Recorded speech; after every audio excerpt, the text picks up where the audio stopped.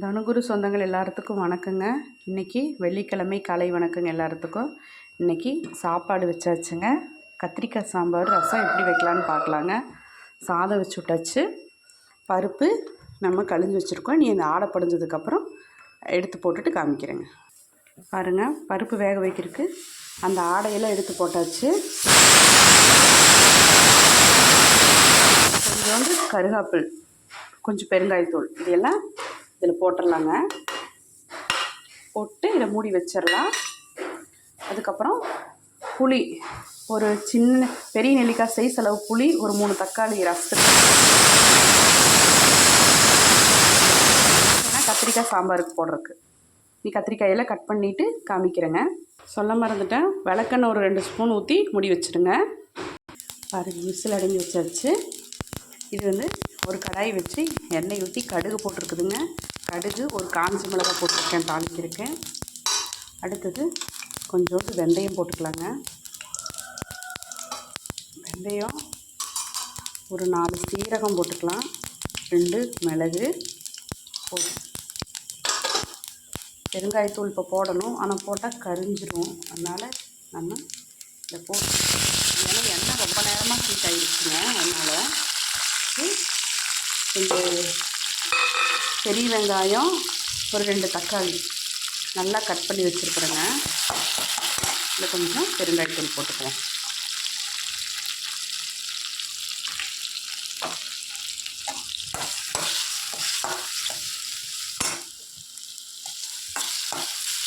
நல்லா வணங்கட்டும்.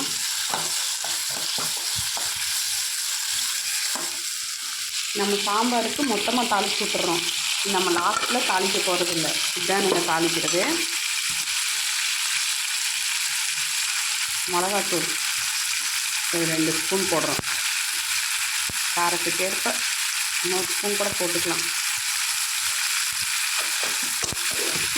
பருப்பு குழம்புகளுக்கெல்லாம் கொஞ்சம் லைட்டாக காரம் சுருக்கணுங்கிறது தான் நல்லா இருக்குங்க.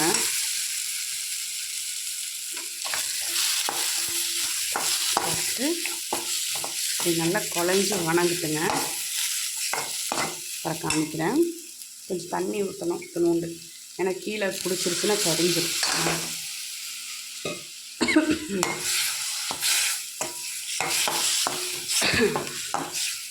வணங்கிட்டுங்க. நம்ம பருப்பு அங்கே வச்சு விட்டு இங்கே குழம்பு தாளித்து விட்டோம்னா 2 எடுத்து மிக்ஸ் பண்ணிடலாங்க. குழம்பு டக்குன்னு ரெடி ஆகிடும். ஈஸியாகவும் இருக்கும், இந்த இது நல்லாவும் இருக்கும்.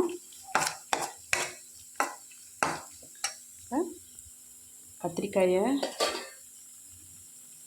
பாருங்கள், கத்திரிக்காயை நல்லா பொடியாக இல்லை, ஒரு கத்திரிக்காயை 4ஆக கட் பண்ணி வச்சுருக்கேன். ஒரு கத்திரிக்காயை 4ஆக கட் பண்ணி அதை 2ஆக கட் பண்ணியிருக்கிறேங்க. இந்த மாதிரி கத்திரிக்காயை கட் பண்ணி வச்சுருக்கேன். இங்கே தக்காளி ஓரளவுக்கு நல்லா குழஞ்சி மஞ்சு வணங்கிடுச்சு. தண்ணியோட தண்ணியெல்லாம் நம்ம மச்சு விட்ருக்கா. கொஞ்சம் நீ எல்லாம் தண்ணியோட தண்ணியாக வணங்கும் இல்லைங்க, வேகும்ல, போதும். இந்த ஸ்டேஜில் கத்திரிக்காயை போட்டுடலாங்க.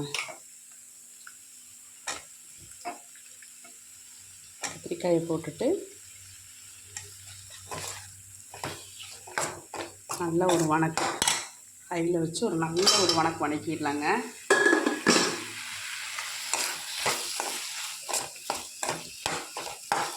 ஒரு 5 நிமிஷம் வேண்டாம், ஒரு 5 செகண்ட் வணங்கிட்டுங்க. காமிக்கிறேன். பாருங்க, வணக்கியாச்சு, போதும். இதுக்கப்புறம் புளி தண்ணி ஆட் பண்ணிக்கலாம்.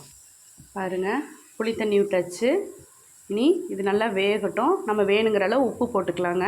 இப்போ இன்னொரு டிப்ஸு, நம்ம சாம்பார் என்ன ஸ்டேஜில் வேணுங்கிறது நம்ம இதில் ஊற்றுற தண்ணியை பொறுத்து தான். ஏன்னா இதில் நம்ம கெட்டி பருப்பை மட்டும்தான் இதுக்குள்ளே மிக்ஸ் பண்ண போகிறோம். அதில் இருக்கிற தண்ணி எடுத்து ரசத்துக்கு யூஸ் பண்ணிடுவோங்க. அதனால் நம்ம எவ்வளோ இதாக வேணும்னு சொல்லிவிட்டு நம்ம முடிவு பண்ணிக்கிறது தானுங்க. பாருங்கள், நான் இந்தளவுக்கு தண்ணி விட்டுருக்கேன். நான் பருப்பு போட்டால் கெட்டியாகும், இது வெந்தாலும் கொஞ்சம் கெட்டியாகும். இதெல்லாம் வெந்து முடியட்டும், காமிக்கிறேன் உங்களுக்கு. பாருங்கள், நல்லா இந்த தடவை நல்லா 3 தடவை இப்படி நல்லா கொதிச்சதுக்கப்புறம் ஒரு 5 நிமிஷமாக இப்படி தான் கொதிக்குது. கொதிச்சதுக்கப்புறம் நம்ம பருப்பில் மிக்ஸ் பண்ணி பாருங்கள். பருப்பு தண்ணியோடு சேர்ந்து கத்திரிக்காயோட 5 நிமிஷம் கொதித்ததில் பருப்பு மிக்ஸ் பண்ணி விட்டுட்டேன். நீ சேர்ந்து கொதிக்கட்டும். மல்லித்தலையும் போட்டு விட்டேன். கத்திரிக்காய் சாம்பார். கத்திரிக்காய் வேகிற அளவுக்கு தான் இது டைமுங்க. வெந்துருச்சுன்னா சாம்பார் ரெடி ஆகிடுச்சு. ரசத்துக்கு நம்ம விளக்கெண்ணெய் ஊற்றினோம்னா தான் இந்த மாதிரி பருப்பு தண்ணி திக்காக கிடைக்கும்.